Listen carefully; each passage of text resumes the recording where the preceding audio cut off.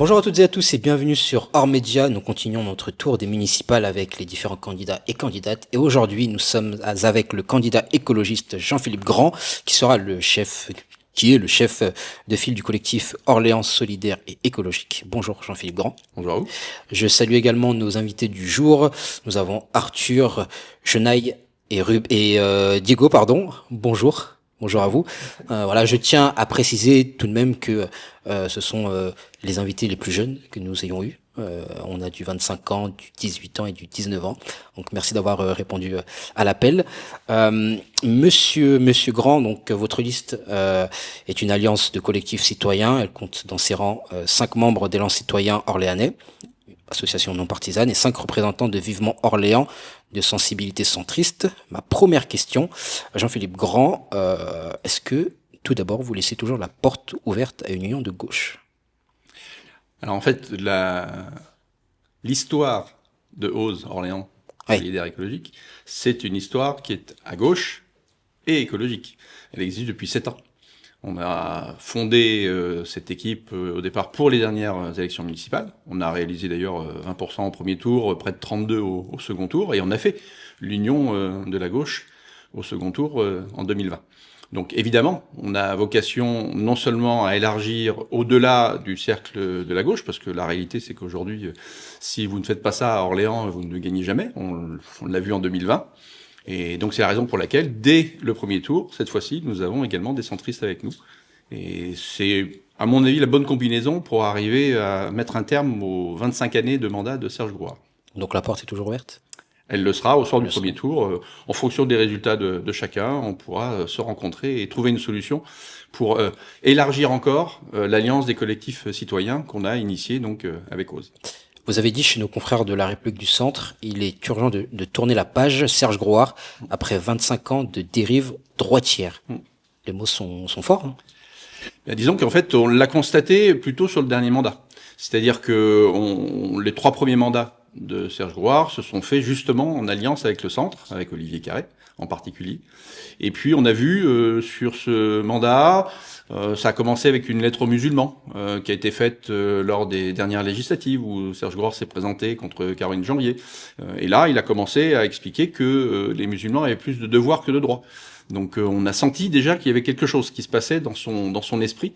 Et puis là, 2024, il fait des non-vœux de mauvaises années, donc sur les réseaux sociaux, et il vient expliquer et dérouler tout le programme de l'extrême droite orléanaise. Donc voilà, on considère que nous, en effet, il est dans une dérive droitière, dans la mesure où il a clairement mis de côté des idées plus centristes pour pouvoir se consacrer totalement aux idées de l'extrême droite. Et donc je combats ça depuis 25 ans maintenant, depuis 20 ans au conseil municipal. Donc j'espère bien que on va cette fois-ci pouvoir en effet lui montrer la sortie.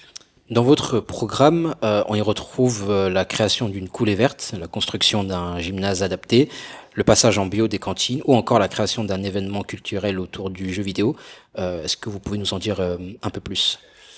On a voulu, même si on a expliqué dès le départ que, bien évidemment, tout ce qui allait être fait dans les 7 prochaines années de mandat serait partagé avec les Orléanais et les Orléanaises. On va par exemple tirer au sort une assemblée citoyenne. C'est 200 personnes qui vont pouvoir se réunir, échanger, pour pouvoir orienter les décisions politiques importantes des prochaines années.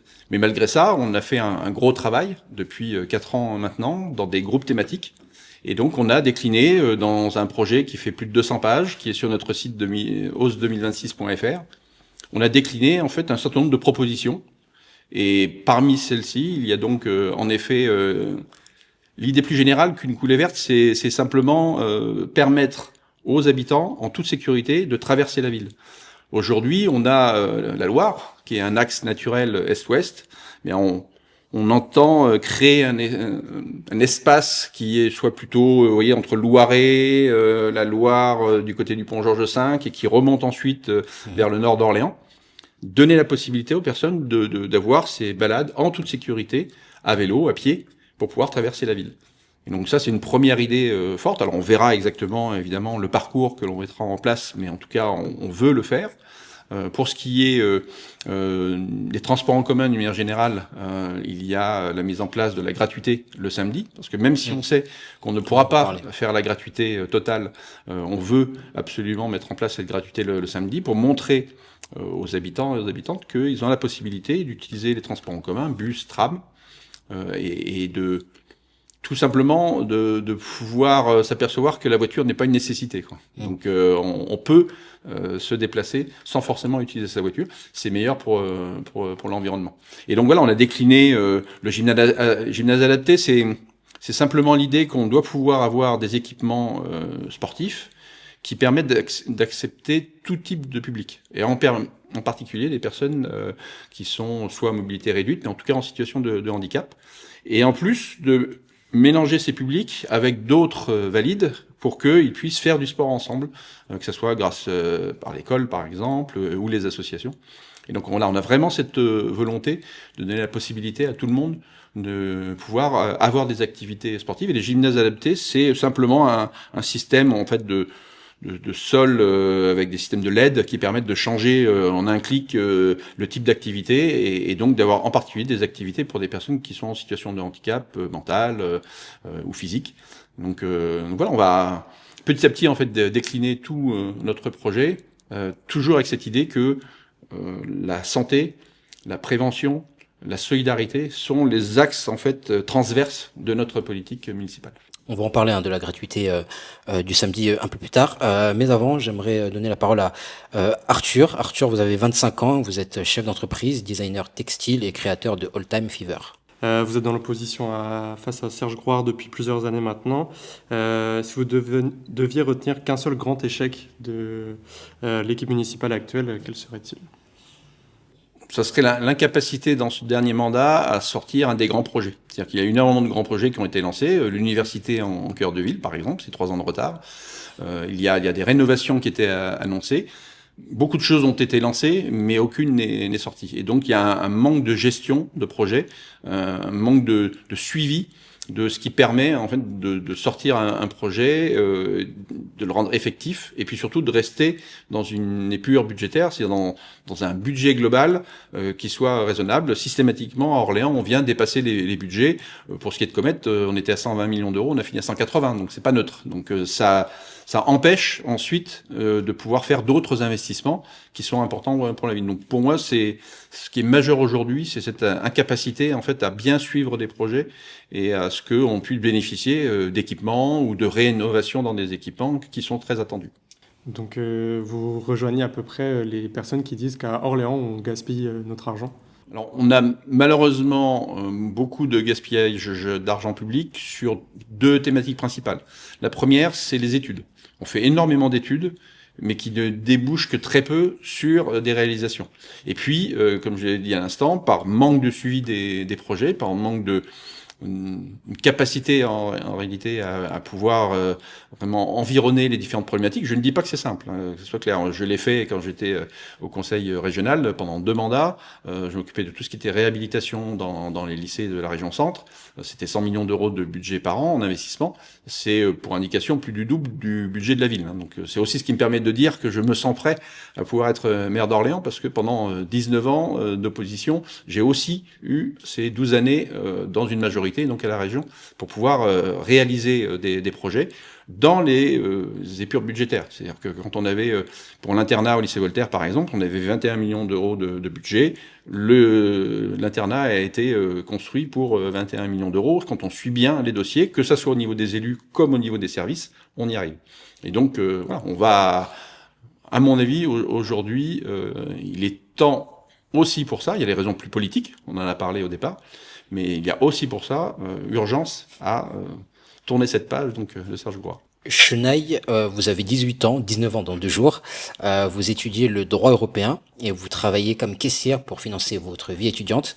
Est-ce que vous avez une petite question pour Jean-Philippe Grand ? Oui, alors moi, ma première question va porter sur votre programme. Vous voulez créer une assemblée d'approximativement 200 personnes tirées au hasard pour participer aux différentes décisions municipales.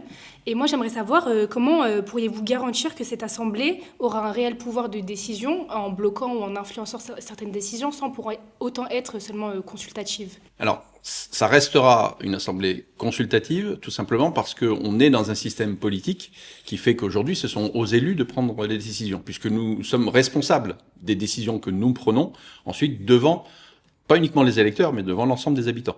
Et potentiellement devant la justice, si on fait un certain nombre, et on prend un certain nombre de décisions qui vont à l'encontre de la loi, tout simplement. Donc ça peut arriver, et donc c'est aux élus de prendre cette décision-là. Par contre, l'intérêt d'une assemblée citoyenne est sa pérennité. C'est-à-dire que si on veut que des personnes qui ont été tirées au sort continuent à venir et à contribuer et à participer à cette assemblée citoyenne, il faudra évidemment qu'on les écoute.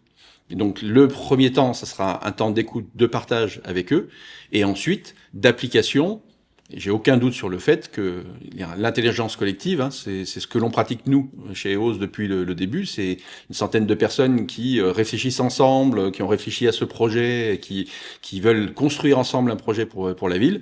Mais lorsque vous aurez 200 personnes qui viendront réfléchir avec la centaine que nous sommes, plus les services, j'ai aucun doute sur le fait qu'on arrivera à prendre des décisions collectivement et qu'on n'aura pas de ce qui a été très mal vécu, par exemple, dans ce principe d'une assemblée citoyenne, mais au niveau national, lorsque Emmanuel Macron a lancé cette grande assemblée citoyenne pour, en définitive, ne pratiquement rien prendre des conclusions qui avaient été faites par l'Assemblée. Donc, on sera évidemment non seulement à l'écoute, mais je suis persuadé en capacité de faire ensuite ce qui aura été proposé par cette assemblée citoyenne, ou évalué, parce qu'il y a aussi l'idée que nos idées, notre projet passera par l'Assemblée citoyenne. Et donc on aura aussi ce rôle d'aller vers eux pour leur demander un avis.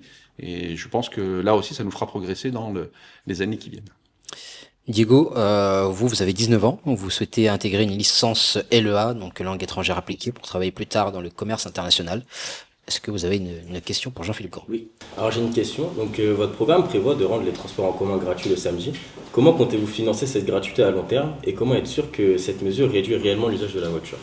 L'assurance du déport, hein, du fait qu'on laisse sa voiture au garage pour prendre les transports en commun, est le sujet le plus compliqué. Il faut vraiment c'est la raison pour laquelle d'ailleurs on ne fera pas la gratuité totale, c'est-à-dire que aujourd'hui il faut d'abord une offre qui soit suffisante pour que les personnes aient envie en effet de prendre les transports en commun. L'idée du samedi, c'est que c'est le moment où il y a une demande d'accès, en particulier au centre-ville, qui est la plus forte. Et donc, faire cette gratuité le samedi, c'est dire à des personnes qui aujourd'hui viennent avec leur voiture, viennent se garer dans les différents parkings de la ville, prenez les transports en commun, prenez la ligne de tram, prenez les bus et venez en centre-ville plutôt en transport en commun, ou à l'arrière évidemment à vélo, voire à pied. En faisant ça, d'abord le coût sera plus faible puisque on négociera avec le délégataire Keolis, hein, qui gère aujourd'hui les services de bus et de tram. On viendra négocier avec eux en leur expliquant que c'est aussi un moyen pour eux de gagner de nouveaux abonnés et de nouveaux usagers du bus et du tram. Donc on réduira le coût qui sera en effet à prendre par la collectivité puisque aujourd'hui les personnes payent par leur abonnement ou les tickets leur déplacement. Donc le coût sera limité. Au-delà de ça, ce sont des choix politiques. La métropole est très endettée, on a la troisième la plus endettée de France avec 700 millions d'euros d'endettement. On a des rames qu'on doit changer sur la ligne de tram A dans le courant du mandat. On les a prolongées, mais on doit les changer dans le courant du mandat. Donc ça va être beaucoup d'argent également à investir. Et malgré ça, on veut mettre en place cette gratuité parce que on croit vraiment que ça va réduire l'usage de la voiture et donc les embouteillages. Ça va réduire la pollution en ville, en particulier en centre-ville, parce que c'est là que la pollution est la plus grande. Hein. C'est dans le cœur de ville, on va dire dans l'intramail. Donc on veut aussi avoir un intérêt écologique au fait de mettre en place cette gratuité. Et donc encore une fois, tout ça, ceux qui disent aujourd'hui qu'on ne peut pas le payer, il faut savoir que 80% aujourd'hui du montant global payé pour le transport l'est déjà par la collectivité. Et on ajoutera quelques millions d'euros pour faire cette mesure-là, mais je reste persuadé que ce sera bénéfique pour tout le monde. On va rester sur la mobilité, Jean-Philippe Grand. Vous dites dans votre programme que vous souhaitez faire une offre cyclable enfin à la hauteur d'une métropole. Parce que aujourd'hui, elle n'est pas à la hauteur. Non, elle est d'autant Et en moins à la métropole. hauteur qu'on a voté au Conseil de métropole, et j'en ai fait partie, de ceux qui ont voté un grand plan vélo en 2019, qui devait normalement faire ces investissements qui permettent deux choses. Un maillage des pistes cyclables sur la métropole, parce qu'aujourd'hui il y a énormément de ce qu'on appelle les ruptures de charge, c'est-à-dire que vous vous trouvez à un endroit où vous n'avez plus de pistes cyclables et donc vous devez revenir sur la route, et c'est très dangereux, parce que quand vous revenez sur la route, les automobilistes qui ont vu une piste cyclable auparavant se demandent ce que vous venez faire là, donc il y a un vrai risque pour la sécurité des cyclistes. Et puis au-delà de ça, on est dans un système où il n'y a pas de véloroutes qui ont été mises en place. Et aujourd'hui, on sait qu'un certain nombre de cyclistes, avec leur famille, ne prennent leur vélo qu'à partir du moment où ils se sentent en sécurité. Donc mettre en place ces véloroutes, on en a aujourd'hui avec les associations, je pense à Damo en particulier, qui a fait un gros travail sur ce sujet-là. On a déjà un plan de véloroutes à mettre en place, et globalement un maillage du territoire pour que on puisse se dire, d'où que je parte dans la métropole, je peux rejoindre, grâce à les pistes cyclables et en sécurité, un point A au point B. Et donc, oui, on veut le mettre en place. On a les moyens de le faire, puisque les sommes qui ont été votées n'ont pas été attribuées pour la construction de pistes cyclables. Donc, on a des marges budgétaires, et donc on doit les utiliser dans les années qui viennent pour mettre en place ce vrai plan vélo. Et vous dites aussi franchir la Loire, un enjeu essentiel de mobilité. Oui, parce qu'aujourd'hui, on le voit bien, on a ces trois ponts, Tina, Georges V, pont d'Europe, et puis le pont Joffre, bien évidemment, mais qui lui est vraiment réservé à la voiture. Oui, parce que sur le pont Georges V, on a justement créé une piste cyclable. Exactement. C'est un des bénéfices de la Covid, un des rares bénéfices de la Covid, ça a été de créer en effet des pistes cyclables, et en particulier celle du pont Georges V. Ce que l'on veut faire, nous, et mettre en place, c'est une expérimentation sur 6 mois pour rendre ce pont aux piétons et aux cyclistes. On voit qu'il y a des conflits d'usage aujourd'hui. On a des piétons qui sont sur la piste cyclable. Ça ne viendrait à personne à l'idée d'aller marcher au milieu des voitures, et pourtant, là, on a des personnes qui marchent sur les pistes cyclables et qui ne comprennent pas que cet espace-là est réservé au vélo. Donc souvent, il y a peu de place sur le trottoir du pont Georges V pour les piétons. Le samedi en particulier, il y a trop peu de place. Donc l'idée, c'est de rendre ce pont aux piétons et aux cyclistes, d'en faire une expérimentation, parce que un des enjeux pour nous, au-delà de la concertation, est de pouvoir retenir et écouter la parole des habitants, c'est aussi d'être en capacité de revenir en arrière si on s'aperçoit qu'on a fait une erreur. Et en l'occurrence, là, on a raisonnablement aussi des doutes sur le fait que les 4000 voitures qui aujourd'hui prennent ce pont chaque jour, on se dit qu'elles vont naturellement aller vers les ponts Joffre et Pontina. Est-ce que réellement ça va leur poser de gros problèmes ou pas ? On n'en sait rien, donc voilà, on va faire cette expérimentation, et puis ensuite on analysera. Et si vraiment ça pose des gros problèmes, on remettra une voie pour les voitures. Aujourd'hui, la traversée pour les piétons et les cyclistes en sécurité de la Loire, ça passe par le pont Georges V.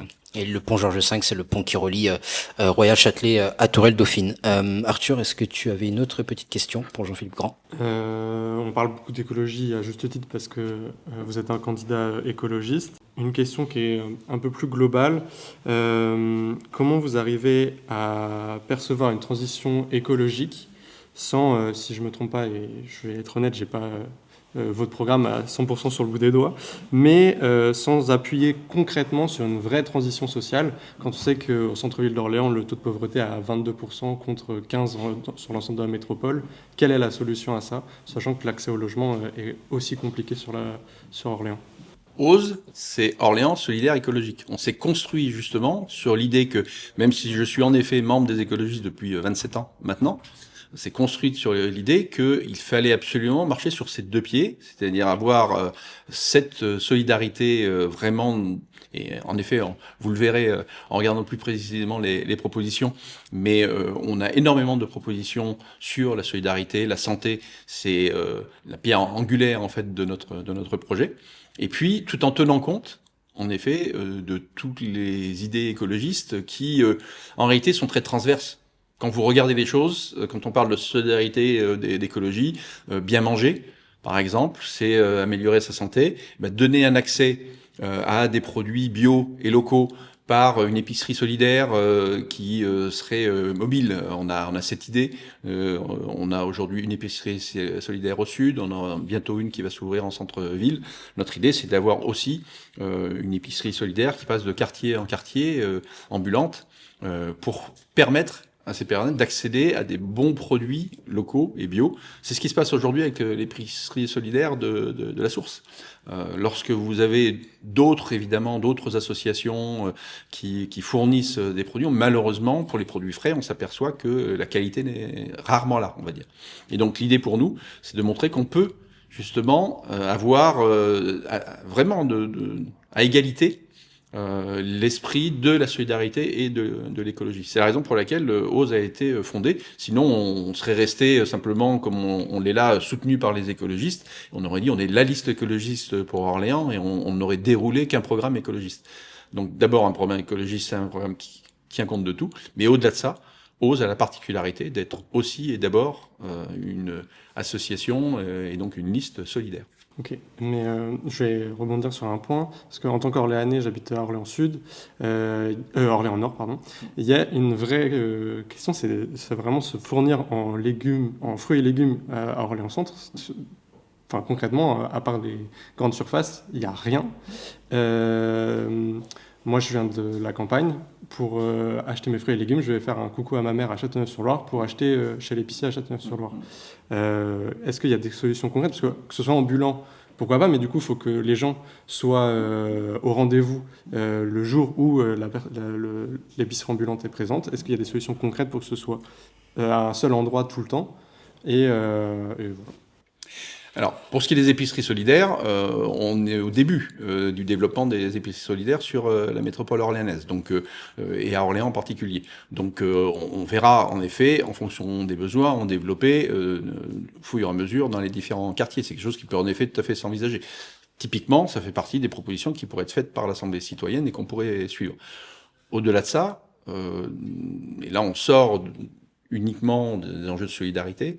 On a prévu dans les futures halles Châtelet d'en faire des halles populaires et non plus uniquement des halles gourmandes, qui est le concept actuel, qui est un concept plutôt autour de la restauration, de la convivialité, et pas autour des producteurs. Et donc avoir au sein des halles Châtelet des producteurs qui viennent pour proposer leurs produits en direct, et donc à des coûts raisonnables, ça fait partie en fait de notre projet. Donc il y a évidemment un enjeu autour de bien se nourrir avec des produits locaux et en particulier bio. Donc c'est pour ça que la priorité pour nous, ça va être, puisqu'on a la maîtrise totale, ça va être de servir dans les cantines des produits bio et locaux. Aujourd'hui, on est à moins de 5%, on est 84e sur 86 dans les villes qui proposent du bio, on est vraiment complètement à la ramasse. Il faut absolument qu'on puisse monter rapidement dans ces propositions, nos produits donc bio et locaux dans les cantines, et on sait qu'on peut monter facilement à 40%, et notre objectif c'est d'être à 100% à la fin du mandat, parce que les agriculteurs qui vont nous fournir, qui sont des agriculteurs locaux, qui aujourd'hui sont en capacité de nous proposer des produits bio, demain vont continuer ayant contractualisé avec la ville, puisqu'ils savent que il y a un nombre de repas important pour la ville, donc ils savent que obligatoirement ils ont déjà une bonne partie de leur production qui sera écoulée, et ils vont produire encore plus. Et ils vont proposer aux habitants, ils vont proposer aux restaurateurs des produits bio et locaux. C'est ce cercle vertueux qu'on veut mettre en place, parce que ça a un impact aussi sur la qualité de l'eau. C'est-à-dire que si vous faites des produits bio et locaux, vous n'avez plus les intrants, vous ne venez plus polluer l'eau, qu'ensuite on doit nous boire notre robinet. Et donc ça a aussi cet aspect vertueux-là. Parce que bien manger et manger bio, ça coûte cher. Il y a une vraie solution dès le départ pour pouvoir proposer des produits accessibles aux Orléanais? Pas forcément en local, pas forcément plus cher. Moi, j'avais fait, alors il y a très longtemps, pour une campagne justement, j'avais fait une vidéo où je montrais des salades, radis et pommes de terre dans un rayon de grande surface, avec les prix des produits qui venaient pour la plupart de France, mais en tout cas pas locaux. Et à côté, donc c'était à Madeleine, donc dans la grande surface, et à côté il y a le marché à la même heure, donc marché Madeleine. Et j'avais démontré que pour un prix moindre, on a des produits locaux et de bien meilleure qualité et qu'on mange en totalité. Parce que les problèmes en plus de ces produits qu'on achète des grandes surfaces, c'est que régulièrement, ils pourrissent avant même qu'on ait eu le temps de les manger. Et donc du coup, on vient en plus perdre de l'argent parce qu'on a dépensé pour des produits qui ne sont pas mangeables. Donc on peut continuer, et pas uniquement en bio, je l'entends, mais en tout cas avec des produits locaux, des coûts raisonnables, pour que chacun puisse bien manger avec des produits locaux et pour un prix qui est vraiment faible par rapport à ce que l'on peut avoir comme imaginaire. Croire que obligatoirement quand on va dans une grande surface c'est moins cher, ça n'est pas vrai. Du coup, pour donner accès à tout ça, il faut que les gens aussi en aient conscience. Moi, ça me permet de rebondir sur une autre question, c'est que je trouve qu'il y a un vrai problème à Orléans de communication. Et les gens sont au courant de rien, que ce soit dans n'importe quel domaine. Est-ce que vous avez visé aussi à investir sur la communication à Orléans pour que, par exemple, là, que les gens sachent qu'ils peuvent chercher leurs légumes bio, etc., moins chers à certains endroits? Ça, c'est quelque chose qui nous est remonté en particulier par les jeunes de notre liste, parce qu'on n'a pas parlé de l'équipe, mais on a une équipe avec des personnes qui viennent de tous les quartiers et qui sont vraiment à l'image de la ville, quoi. Et on a des jeunes de 18 ans, il y en a 3 sur la liste qui ont 18 ans, c'est évidemment le premier engagement politique pour eux, et c'est exactement ce qu'ils ont dit. La première chose qu'ils ont dit, c'est que on n'est pas au courant d'événements culturels, d'un certain nombre d'informations importantes pour donc évidemment, on viendra communiquer sur tout ce qui permet d'accéder à ces informations pour l'ensemble de la population, mais en particulier en ayant une communication qui soit ciblée vers les plus jeunes. Par contre, on le fera pas dans le même fonctionnement que la mairie actuelle, qui a été donné 20 000 € à une influenceuse qu'on connaît pas ici, nous, qui est pas du coin, donc qui a pris beaucoup d'argent pour un sujet noble, qui était la lutte contre le protoxyde d'azote et son utilisation. Donc ça a été important de faire cette communication-là, mais on le fera pas de cette manière-là, parce que l'argent public, c'est quelque chose qui doit être dépensé de manière très réfléchie. Et donc, voilà, on sera vigilant à ce qu'il y ait une communication qui soit faite vers différents publics. Chenaille. Moi, j'aimerais juste rebondir sur l'alimentation que vous voulez faire en termes dans les cantines, donc bio, diversifié, avec notamment un menu végétarien. Moi, ma question, c'est comment est-ce qu'on est sûr qu'au long terme, le financement sera soutenable et que nos petits agriculteurs, eux, seront correctement payés? Alors on l'a prouvé le week-end dernier. On a invité une 50aine de parents d'élèves avec leurs enfants et on leur a démontré que pour le coût matière d'un repas, qui est aux alentours de 2,50 € aujourd'hui, on peut faire un repas qui était très bon, plus entrée, plat, dessert, avec des produits bio et locaux. Donc oui, il y aura une alternative végétarienne à chaque repas, mais il y aura surtout une bonne qualité de viande. En l'occurrence, là, on avait choisi une volaille, c'est parce qu'on voulait aussi faire du local. Et donc, on avait pris des filets de poulet qui sont... tous les produits venaient d'un rayon de moins de 50 km, pour vous donner vraiment le principe de ce que l'on a mis en place, et était bio. Donc, on y arrive pour le même coût. On a même, dans certaines villes qui ont mis ça en place depuis quelques années maintenant, on a pu démontrer qu'il pouvait y avoir globalement une baisse du coût des matières premières, parce que, comme je l'expliquais, il y a une contractualisation avec les producteurs. On leur dit, pour les 3 prochaines années, on a besoin de X tonnes de carottes, de pommes de terre, de panais, de tomates et autres. Et donc, ils ont une visibilité. Leur donner cette visibilité-là, c'est leur donner aussi la possibilité de se dire, je sais que j'ai déjà cette quantité de vendus, et donc leur coût fixe, qui est le plus important quand on produit, est dilué dans une production qui est relativement importante. Donc on sait qu'on maintient à des prix bas les matières premières. Puis derrière, de toute façon, c'est un engagement municipal que d'arriver à faire ces repas alternatifs, ces repas végétariens. On sait qu'un repas végétarien est obligatoirement moins cher qu'un repas avec de la viande, en particulier avec de la mauvaise viande, parce qu'aujourd'hui, c'est ce qu'on nous sert. On sert de la mauvaise viande rouge à la cantine. Il n'y a pas de label derrière ces viandes, les labels rouges ou autres que vous connaissez. On a très peu de viande en fait de qualité.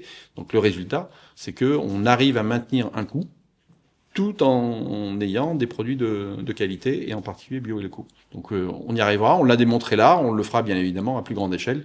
Et ça, pour ça, il va falloir qu'on soit élu. Diego. Alors, donc, dans notre programme, on proposait de mieux répartir les logements sociaux dans la métropole et donc de réserver des terrains fonciers pour justement construire davantage de ces logements. Comment comptez-vous faire accepter à certains habitants qui ne veulent pas forcément plus de logements sociaux près de chez eux? La mixité sociale a démontré, partout où on l'a mise en place, que c'est justement ce qui permet d'avoir une connaissance les uns des autres et de laisser de côté les clichés de personnes qui, dans des logements sociaux, n'auraient pas des comportements adaptés à la vie en commun. On est persuadé, nous, du contraire. Moi, j'habite à Saint-Marceau depuis toujours. J'étais à l'école maternelle à Saint-Marceau. Et la réalité, c'est que j'ai toujours... c'est la particularité d'ailleurs de ce quartier, c'est qu'on est vraiment 50-50. Saint-Marceau, il y a une véritable mixité sociale qui s'est faite dans ce quartier. Mes filles sont allées à Saint-Charles, à Dolay. Et aujourd'hui, on voit bien que c'est par cette mixité qu'on arrive à vivre ensemble.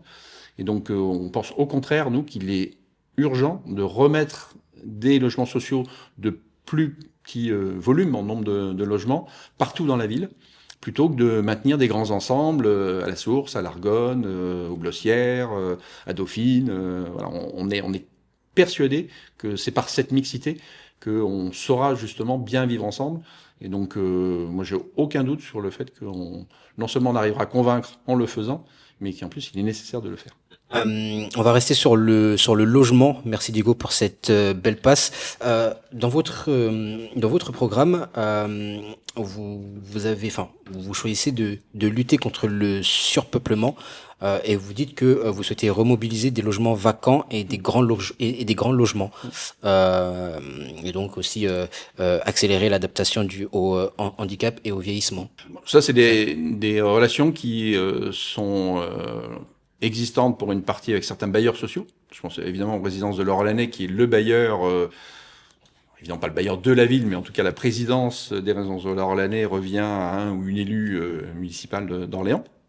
Donc on a cette relation privilégiée avec les bailleurs sociaux, et donc on sait aujourd'hui qu'il y a des besoins, qu'il y a des besoins de réhabilitation importants. On a des problèmes d'insalubrité dans certains logements, donc il faut les régler.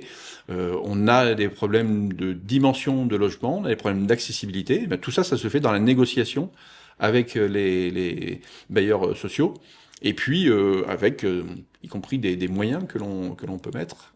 Aujourd'hui, les bénéfices, par exemple, des résidences de l'Orléanais sont redistribués, donc puisque c'est une société d'économie mixte, donc redistribués aux différents partenaires, dont la ville. Nous, on considère que l'argent des bénéfices sur les loyers des locataires doit revenir vers les locataires pour pouvoir justement permettre ces adaptations-là. On parle de plusieurs millions d'euros, et donc on les utilisera plutôt pour ça. Vous dites aussi protéger le droit d'habiter la ville. Qu'est-ce que ça veut dire ? Protéger le droit d'habiter la ville. Protéger le droit d'habiter la ville, ouais. Réguler les locations de courte durée, ouais. Lutter contre les divisions abusives. Alors, on a fait le constat en quelques années, ça fait à peine 5 ans maintenant, que le nombre alors on n'est pas censé donner de marque, mais vous allez tout de suite comprendre que ces logements qu'on peut louer simplement pour quelques jours, un week-end, sur une plateforme sur Internet. J'ai compris. Ça commence par un R, ça finit par BNB. Eh bien, c'est cette augmentation forte de ce type de logement empêche des habitants de pouvoir se loger à des coûts raisonnables en ville. Et donc, ce constat fait, on a la possibilité, en tant que collectivité, de réguler le nombre de logements qui sont dédiés à ces courts séjours. Et donc, c'est ce que l'on fera, ce que l'on mettra en place.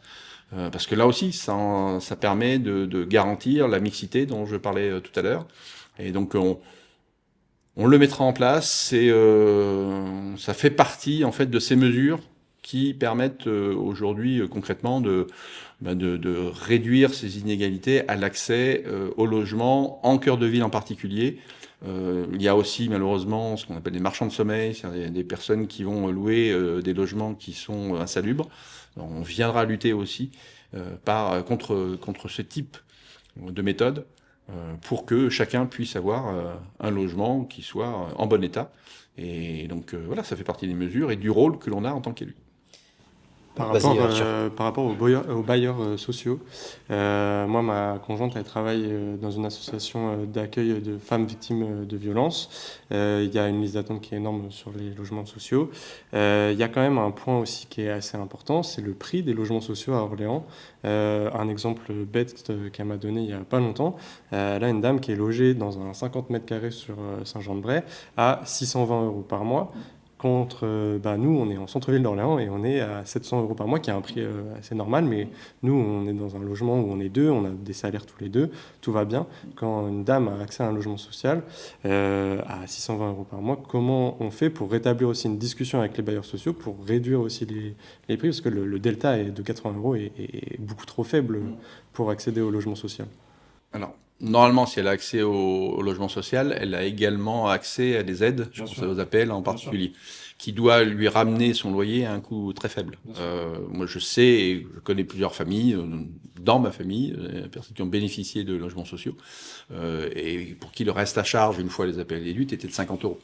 Donc, normalement, l'écart, et là par contre je vous rejoins sur le fait qu'on se retrouve dans des situations où les réhabilitations ou les constructions neuves par certains bailleurs, avec des types de logements qui sont un petit peu plus haut de gamme, ont mécaniquement, parce que tout ça est très réglementé, fait des loyers qui sont devenus relativement importants. Donc l'objectif, alors il peut y avoir en effet des échanges avec les bailleurs. Je n'ai pas beaucoup de doutes sur le fait qu'ils respectent la réglementation et que les loyers sont de ce montant-là, plutôt pour un autre problème, qui moi est le plus important, c'est qu'il y a deux types de logements sociaux, le très social et puis d'autres qui permettent de faire accéder à ce type de logement des personnes qui sont dans l'emploi, qui ont des meilleures rémunérations. Et on construit très peu de ces logements très sociaux sur Orléans. Chenaille. Moi, je change totalement de sujet. Allez-y. Dans votre programme, vous proposez de renforcer les contrôles de vitesse et d'installer éventuellement des radars, notamment pour les zones 30, et bien entendu sanctionner les comportements dangereux sur la route. Et ma question en vient à si ces mesures étaient mises en place, quelles seraient selon vous les zones et les rues d'Orléans qui devraient être prioritaires à ces changements ? Alors, la première chose que l'on va faire, ça va être de faire un audit global des rues qui posent des problèmes de vitesse excessive.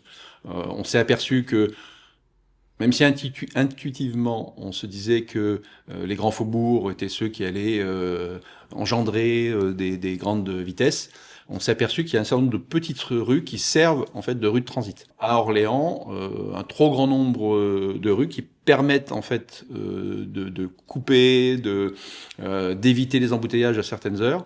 Et donc on se retrouve dans cette situation aujourd'hui où des petites rues dans lesquelles normalement on peut d'ailleurs y compris difficilement rouler à plus de 30 km/h en réalité, on se retrouve avec des gens qui vont beaucoup trop vite et c'est très dangereux.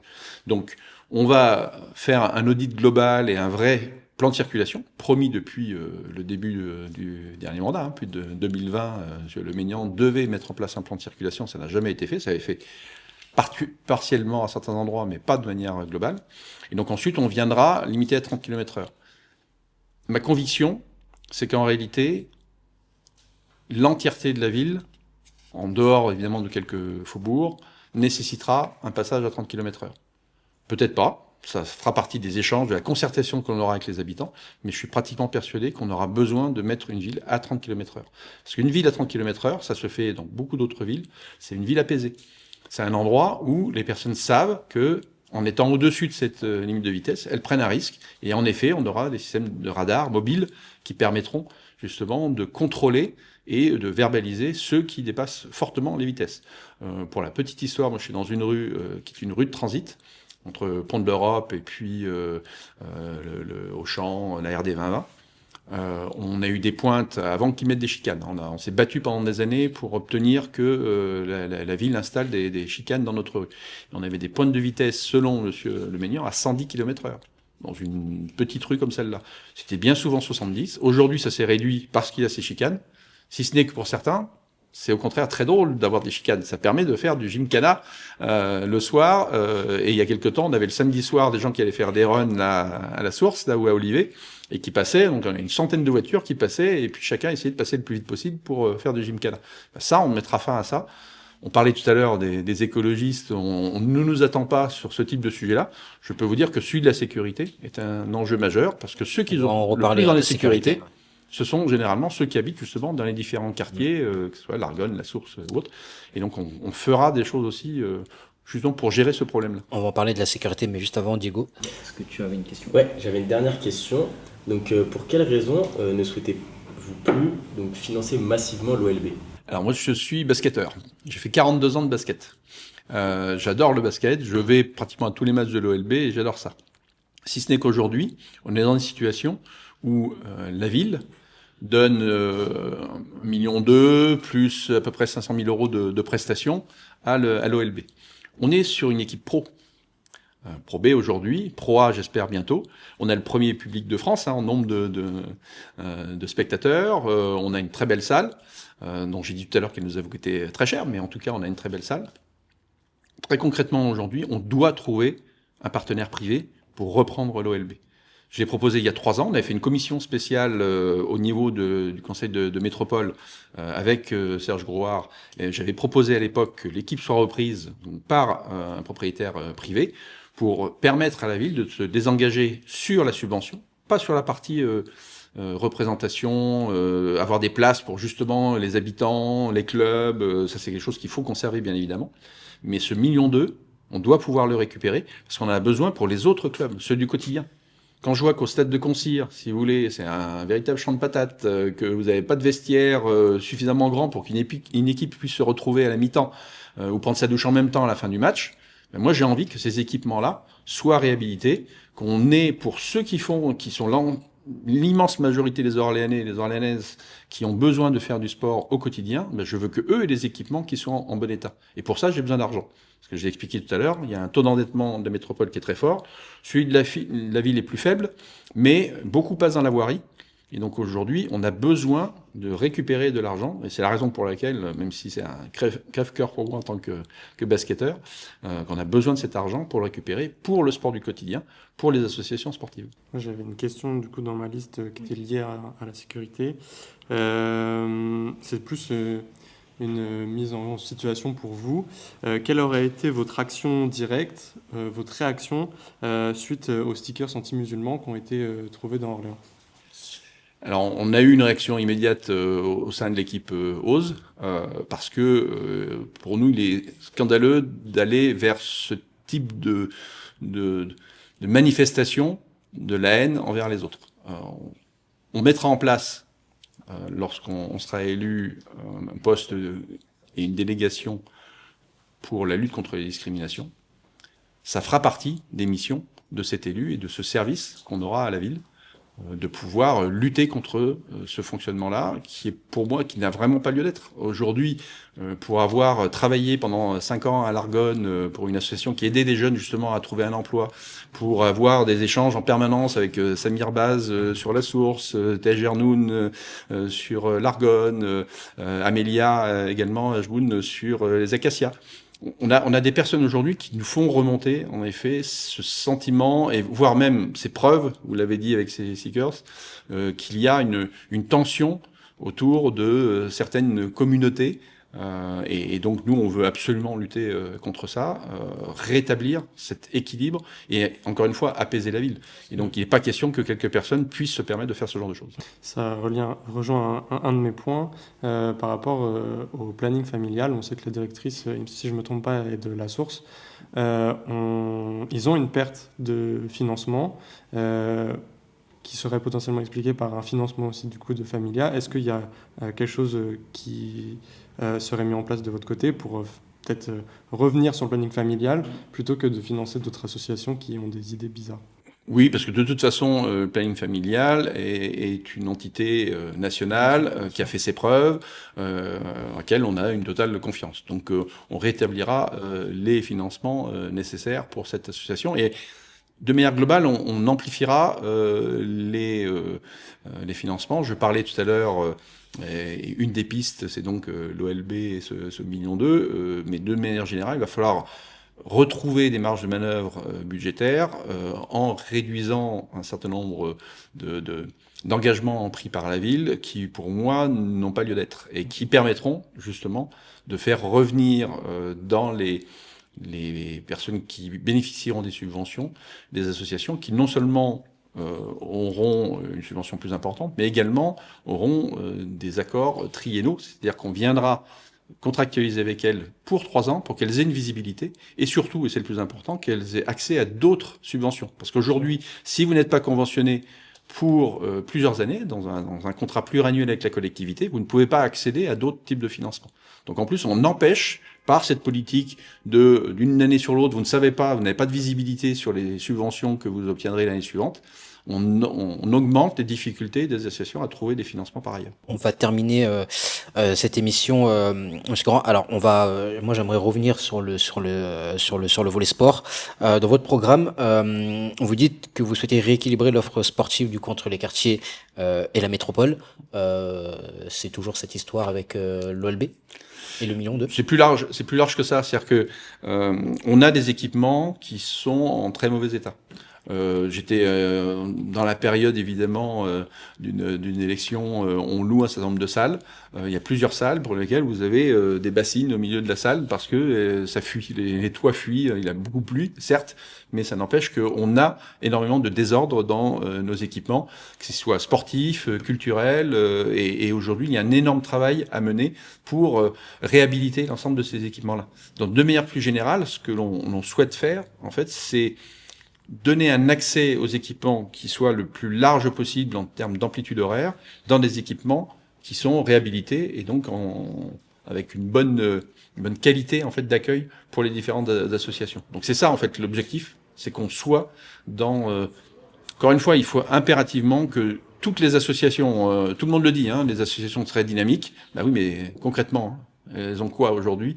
Il leur faut des équipements, il leur faut des subventions à la hauteur de leurs besoins, et on se concentrera là-dessus. Eh bien, merci beaucoup Jean-Philippe Grand Merci d'avoir répondu à l'appel. Merci à vous Arthur, Chenaille et Diego d'avoir répondu également à l'appel. Merci à vous de nous avoir suivis sur Art Média et à bientôt pour un nouvel épisode.